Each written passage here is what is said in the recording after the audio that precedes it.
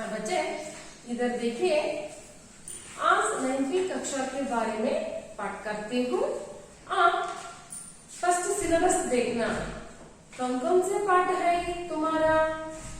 पहले जय जय भारत माता फर्स्ट, दूसरा Gulab Singh, third lesson Swami Vivekananda, fourth अनुशासन ही शासन है, फिफ्थ मौसी, सिक्स्थ चेरापूंजी से आया हूँ, सेवेंथ पर्यावरण बचाओ, एट्थ भीम और राक्षस, नाइन्थ नफे के चक्कर में, टेंथ चलना हमारा काम है, 11th खेलो कूदो स्वस्थ रहो, 12th सड़क की रक्षा सबकी सुरक्षा, 13th लेसन साथी आठ बढ़ाना, 14th सौर ऊर्जा, 15th वीरांगना चन्नम्मा, 16th पूर्वाक्षर का पूर्वग्रह, 17th रहम के दोहे।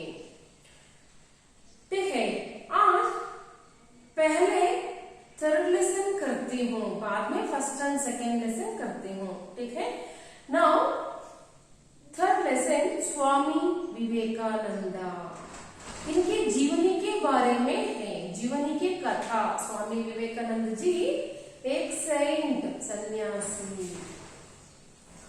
देखिए थर्ड लेसन, किताब खोलिए, थोड़ा स्वामी विवेकानंद जी के बारे में परिचय देती हूँ। पेज नंबर 21 खोलिए किताब। इस पाठ के लेखक डॉक्टर जगदीश चंद्र है। इस पाठ के लेखक कौन? जगदीश चंद्र।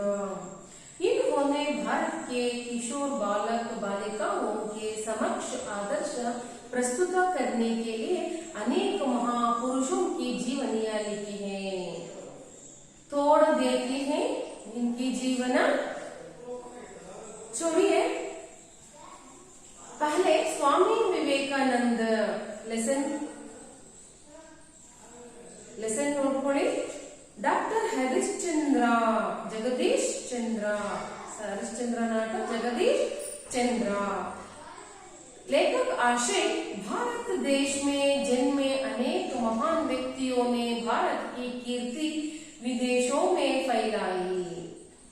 ऐसे व्यक्तियों में से एक है स्वामी विवेकानंद। इस पाठ में उनकी महानता के परिचय के साथ देश प्रेम की प्रेरणा भी प्राप्त कर सकते हैं। ನೋಡಿ, ಭಾರತ ದೇಶದಲ್ಲಿ ಜನ್ಮವನ್ನು ತಾಳಿದಂತ ಅನೇಕ ಮಹಾನ್ ವ್ಯಕ್ತಿಗಳು, great persons, so many persons is there, freedom fighters is there, उनमें स्वामी विवेकानंद जी भी एक ही व्यक्ति थे। इन्होंने देश प्रेम की प्रेरणा, ಇವರು ಬಹಳ ದೇಶ, ನಮ್ಮ ಭಾರತ ದೇಶದ ಬಗ್ಗೆ ಅಪಾರ ಒಂದು ಅಭಿಮಾನವನ್ನ ಇಟ್ಕೊಂಡಿದ್ರು, ನಮ್ಮ ತಾಯಿ ನೆಲ, ನಮ್ಮ ತಾಯಿ ನಾಡು ಅಂತ। लेसन देखिए, भारत के इतिहास में स्वामी विवेकानंद का नाम अमर है। इस वीर सन्यासी ने देश विदेश में भ्रमण कर भारतीय धर्म और दर्शन का प्रसार किया तथा समाज सेवा का नया मार्ग दिखाया। एक्सप्लेन करते हो, भारत के इतिहास में, ಭಾರತದ ಇತಿಹಾಸದಲ್ಲಿ, ಈ ಹಿಸ್ಟ್ರಿಯಲ್ಲಿ ಸ್ವಾಮಿ ವಿವೇಕಾನಂದರ ಹೆಸರು ಅಮರ. ಅಮರ ಮೀನ್ಸ್ ವಾಟ್? ಅಮರ್ ಮೀನ್ಸ್ ಶಾಶ್ವತವಾಗಿ, ಅಂದ್ರೆ ಇವರ ಹೆಸರು, ಅವರು ಸತ್ರು ಕೂಡ ಅವರ ಒಂದು ಹೆಸರು ಅಷ್ಟೊಂದು ಉಳಿದಿದೆ ಜನಗಳ ಮೇಲೆ, ಜನಗಳಲ್ಲಿ ಅಂದ್ರೆ ಅಷ್ಟೊಂದು ದೊಡ್ಡ ಹೆಸರನ್ನ ಮಾಡಿದ್ದಾರೆ ವಿವೇಕಾನಂದರು। इस वीर सन्यासी ने, इन्होंने बड़ा सन्यासी है, कौन? स्वामी विवेकानंद जी। देश विदेश में भ्रमण कर भारतीय धर्म और दर्शन का प्रसार किया। ಇವರು ದೇಶದಲ್ಲಿ ವಿದೇಶಗಳಲ್ಲಿ ಬೇರೆ ಬೇರೆ ಫಾರಿನರ್ಸ್ ಕೂಡ ಅವರು ಭಾರತದ ಒಂದು ಧರ್ಮವನ್ನ ತೋರಿಸಿದ್ದಾರೆ, ನಮ್ಮ ಹಿಂದೂ ರಿಲಿಜಿಯನ್ ಬಗ್ಗೆ ಬೇರೆ ಎಲ್ಲ ದೇಶಗಳಲ್ಲೂ ಕೂಡ ನಮ್ಮ ಒಂದು ಸಂಸ್ಕೃತಿಯನ್ನ ಹೇಳಿದರೆ, ಹರಡಿದರೆ. ಸಮಾಜ ಸೇವಕ ನಯ ಮಾರ್ಗದಿಕಾಯ, ಮತ್ತೆ ಸಮಾಜ ಸೇವೆಯನ್ನು ಕೂಡ ಬೇರೆ ದೇಶಗಳಲ್ಲೂ ಕೂಡ ಮಾಡಿದರು ಸ್ವಾಮಿ ವಿವೇಕಾನಂದರು. ನಮ್ಮ ದೇಶದಲ್ಲಿ ಅಷ್ಟೇ ಅಲ್ಲ, ಬೇರೆ ಬೇರೆ ದೇಶದಲ್ಲಿ ನಮ್ಮ ಹಿಂದೂ ಧರ್ಮದ ಬಗ್ಗೆ, ಹಿಂದೂ ರಿಲಿಜಿಯನ್ ಬಗ್ಗೆ ಹೇಳಿದ್ದಾರೆ, ಮತ್ತೆ ಒಂದು ಸಮಾಜ ಸೇವೆಗಳನ್ನ ಮಾಡಿದ್ದಾರೆ. ಅದಕ್ಕಾಗಿ ಅವರು ಗ್ರೇಟ್ ಪರ್ಸನ್ ಅಂತ ಎಲ್ಲ ಇಂದಿನವರೆಗೂ ಕೂಡ, ಇವತ್ತಿನವರೆಗೂ ಕೂಡ ಅವರ ಹೆಸರು ಅಜರಾಮರವಾಗಿದೆ. ಓಕೆ,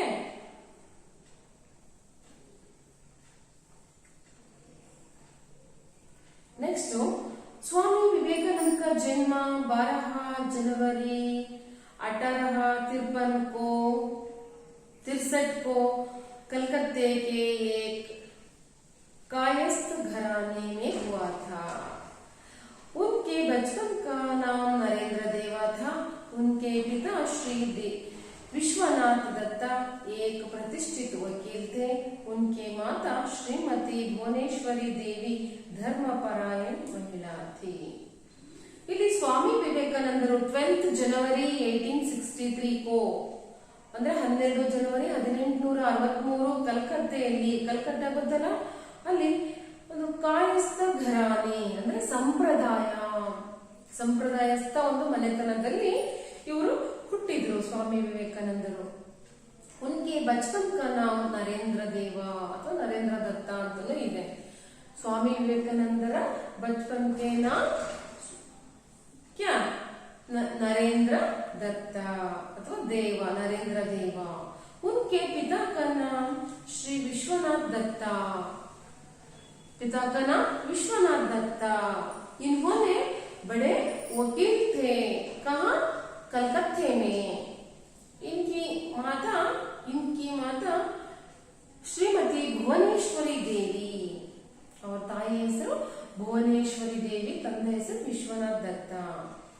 ತಂದೆ ಪ್ರತಿಷ್ಠಿತ ವಕೀಲರಾಗಿದ್ರು, ಲಾಯರ್ ಆಗಿದ್ರು. ತಾಯಿ ಧರ್ಮಪರಾಯಣ ಮಹಿಳಾತಿ ಅಂದ್ರೆ ಧಾರ್ಮಿಕ ಒಂದು ನಂಬಿಕೆಗಳನ್ನ ಇಟ್ಕೊಂಡಿದ್ರು. ಧರ್ಮದ ಬಗ್ಗೆ, ದೇವರ ಬಗ್ಗೆ ಬಹಳ ಅಪಾರವಾದ ನಂಬಿಕೆ ಉಳ್ಳವರು. ಯಾರು? विवेकानंदर ताई भुवनेश्वरी देवी. नेक्स्ट पैरा, बालक नरेंद्र का शरीर स्वस्थ, सुडौल और सुंदर था. कुश्ती लड़ने, दौड़ लगाने, घुड़सवारी करने का तैयार में उन्हें बड़ा आनंद मिलता था. वे संगीत एवं खेल कूद की प्रतियोगिताओं में भी भाग लिया करते थे. देखिए बच्चे, बालक नरेंद्र का शरीर ಅಂದ್ರೆ ಆ ಬಾಲಕ ಮೀನ್ಸ್ ಗೊತ್ತಲ್ಲ, ಚಿಕ್ಕ ಹುಡುಗ. ಆ ಹುಡುಗನ ಒಂದು ಶರೀರ ಸ್ವಸ್ಥವಾಗಿದೆ. ದಟ್ ಮೀನ್ಸ್ ಸುಂದರವಾದ ಮೈಕಟ್ಟು, ಸುಡೌನು ಸುಂದರವಾದ ಆಕಾರ ಇತ್ತು, ಒಳ್ಳೆ ಫಿಟ್ನೆಸ್ ಇತ್ತು ಆ ಹುಡುಗನಿಗೆ. ನೋಡಕ್ಕೆ ಬಹಳ ಹ್ಯಾಂಡ್ಸಮ್ ಆಗಿ ಕಾಣ್ತಾ ಇದ್ದ. ಯಾರೋ? ಸ್ವಾಮಿ ವಿವೇಕಾನಂದ. ಅಂದ್ರೆ ಚಿಕ್ಕ ವಯಸ್ಸಿನ ಹೆಸರು ನರೇಂದ್ರ. ನರೇಂದ್ರನ ಒಂದು ಶರೀರ ಸುಂದರವಾಗಿ ಸ್ವಸ್ಥವಾಗಿತ್ತು, ಹೆಲ್ತಿಯಾಗಿತ್ತು. ನೆಕ್ಸ್ಟ್ ಕುಸ್ತಿ ಲಡ್ನೆ. ಅವನು ಮತ್ತೇನೇನು ಕಲ್ತಿದ್ದ? ಚಿಕ್ಕ ವಯಸ್ಸಲ್ಲಿ ಕುಸ್ತಿ ಆಡೋದನ್ನ, ಫೈಟ್ ಮಾಡೋದನ್ನ ಕಲ್ತಿದ್ದ. ದೌಡು ಲಗಾನಿ, ದೌಡು ರನ್ನಿಂಗ್, ಸ್ಪೀಡ್ ಆಗಿ ಓಡ್ತಕ್ಕಂತ ಒಂದು ಅಭ್ಯಾಸವನ್ನ ಬೆಳೆಸ್ಕೊಂಡಿದ್ದ. ನೆಕ್ಸ್ಟ್ ಏನ್ ಕಲ್ತಿದ್ದ? ಗುಡ್ ಸವಾರಿ, ಹಾರ್ಸ್ ರೈಡಿಂಗ್, ಕುದುರೆ ಸವಾರಿಯನ್ನು ಸಹ ಕಲ್ತಿದ್ದ ನರೇಂದ್ರ. ನೆಕ್ಸ್ಟ್ ತೈರ್ನೇನೆ, ಸ್ವಿಮ್ಮಿಂಗ್. ತೈರ್ನಾ ಮೀನ್ಸ್ ಸ್ವಿಮ್. ನೋಡಿ, ತೈರ್ನಾ ಸ್ವಿಮ್ಮಿಂಗ್ ಅನ್ನು ಕೂಡ ಕಲ್ತಿದ್ದ ನರೇಂದ್ರ ಚಿಕ್ಕ ವಯಸ್ಸಲ್ಲಿ. ಉನ್ಹೆ ಬಡಾ ಆನಂದ ಮಿಲ್ತಾ ಥಾ. ಅವನಿಗೆ ಇವೆಲ್ಲದರಲ್ಲೂ ಕೂಡ ಬಹಳ ಖುಷಿ ಸಿಗ್ತಾ ಇತ್ತು. ಕುಸ್ತಿ ಮಾಡೋದ್ರಲ್ಲಿ ಬಹಳ ಜೋರಾಗಿ ಓಡೋದ್ರಲ್ಲಿ ಫಸ್ಟ್ ಇದ್ದ. ಮತ್ತೆ ಕುದುರೆ ಸವಾರಿ ಕಲ್ತಿದ್ದ, ಈಜಾಡೋದು ಕಲ್ತಿದ್ದ. ಇವೆಲ್ಲದರಲ್ಲೂ ಕೂಡ ಅವನು ಬಹಳ ಸಂತೋಷವನ್ನ ಕಾಣ್ತಾ ಇದ್ದ ವಿವೇಕಾನಂದ ಅಂತ ನರೇಂದ್ರ.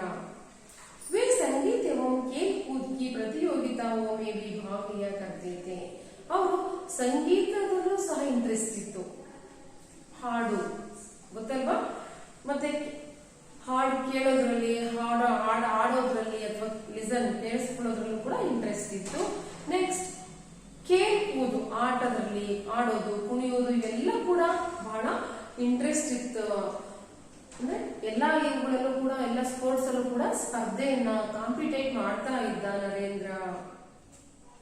ನೆಕ್ಸ್ಟ್ ಪ್ಯಾರಾ, नरेंद्र आरंभ से ही पढ़ाई लिखाई में बड़े तेज थे.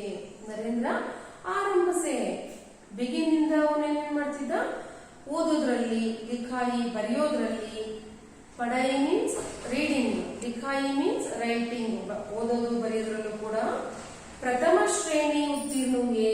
ಪ್ರಥಮ ಶ್ರೇಣಿ ಮೀನ್ಸ್ ಫಸ್ಟ್ ಪ್ಲೇಸ್. ಅವನು ಸ್ಕೂಲಲ್ಲಿ ಯಾವಾಗ್ಲೂ ಫಸ್ಟ್ ಪ್ಲೇಸ್ ಅಲ್ಲಿದ್ದ ಓದೋದು ಬರೆಯೋದ್ರಲ್ಲೂ ಕೂಡ. ನೋಡಿ, ಆಲ್ ರೌಂಡರ್ ಟ್ಯಾಲೆಂಟ್ ನರೇಂದ್ರ.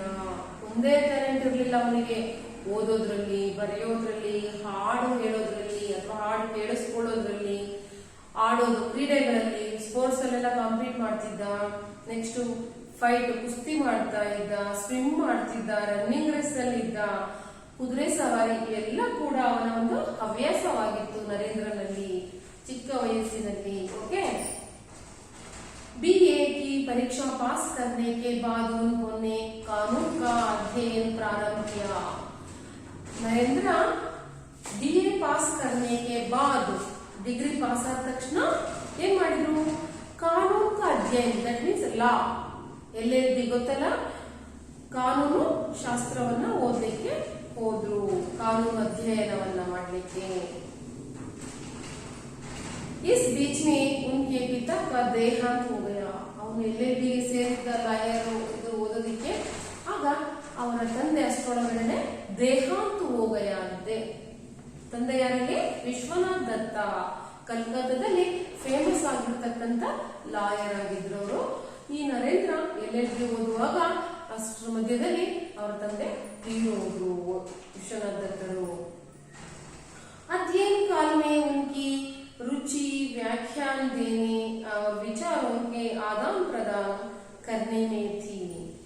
अध्ययन काल में दट मीन्स ಓದುವಂತ ಎಜುಕೇಶನ್ ಟೈಮ್ ಅಲ್ಲಿ, ಓದುವಂತ ಟೈಮ್ ಅಲ್ಲಿ ಅವನಿಗೆ ವ್ಯಾಖ್ಯಾನ ಪ್ರದಾನ, ಭಾಷಣ ಮಾಡತಕ್ಕಂತ ಒಂದು ಹವ್ಯಾಸ ಇತ್ತು ಅವನಿಗೆ. ವಿಚಾರಕ್ಕೆ ಆದಾನ ಪ್ರದಾನ, ವಿಚಾರಗಳನ್ನ ವಿನಿಮಯ ಮಾಡೋದು, ನನಗೆ ಗೊತ್ತಿರ್ತಕ್ಕಂಥ ವಿಚಾರಗಳು ನಿಮಗೆ ಶೇರ್ ಮಾಡೋದು, ನಿಮಗೆ ಗೊತ್ತಿರ್ತಕ್ಕಂಥ ವಿಚಾರಗಳು ನಾನು ತಿಳ್ಕೊಳ್ಳೋದು, ಹಾಗೆ ಆದಾನ ಪ್ರದಾನ, ಪರಸ್ಪರ ವಿಚಾರ ವಿನಿಮಯಗಳನ್ನ ಮಾಡ್ತಾ ಇದ್ದ ನರೇಂದ್ರ. इसी कारण उन्होंने अपने कॉलेज में एक व्याख्यान समिति बनाई थी. ಇಷ್ಟರಲ್ಲಿ ಅವರು ಒಂದು ಕಾಲೇಜಲ್ಲಿ, LLB ಒಂದು ಕಾಲೇಜಲ್ಲಿ ಒಂದು ಸಮಿತಿಯನ್ನ ಸೃಷ್ಟಿ ಮಾಡಿದ್ರು, ಸಮಿತಿಯನ್ನ ರಚಿಸಿದ್ರು. और कई प्रतियोगिताओं का आयोजन भी किया था. ಅಲ್ಲಿ ಅನೇಕರಿಗೆ ಸ್ಪರ್ಧೆಗಳನ್ನ ಇಟ್ರು, ಪ್ರತಿಯೋಗಿತಾ ಮೀನ್ಸ್ ಕಾಂಪಿಟೇಷನ್ ಇಟ್ರು. ಪಾಶ್ಚಾತ್ಯ ವಿಜ್ಞಾನ तथा दर्शन का भी उन्होंने अध्ययन किया था. ಅವರು ಏನ್ ಮಾಡಿದ್ರು, ವೆಸ್ಟರ್ನ್ ಸೈನ್ಸ್, ಪಾಶ್ಚಾತ್ಯ ವಿಜ್ಞಾನ ಅಂದ್ರೆ ವೆಸ್ಟರ್ನ್ ಸೈನ್ಸ್ ಅನ್ನ ಮತ್ತೆ ತತ್ವಜ್ಞಾನವನ್ನ, ಫಿಲಾಸಫಿ ಅಂತೀವಲ್ಲ, ಅದನ್ನು ಕೂಡ ಅವರು ಸ್ಟಡಿ ಮಾಡಿದ್ರು ಆ ಟೈಮಲ್ಲಿ. किशोरावस्था से ही नरेंद्र दार्शनिक एवं धार्मिक विचारों में तल्लीन रहते थे. ಕಿಶೋರಾವಸ್ಥಾ ಒಂದು ಅರೆಯ ವಯಸ್ಸು ಅಂದ್ರೆ ಒಂದು ಟೀನೇಜ್ ಅಂತೀವಲ್ಲ, ಒಂದು 17, 18, 19 ಏಜ್ ಅದು ಕಿಶೋರಾವಸ್ಥಾ.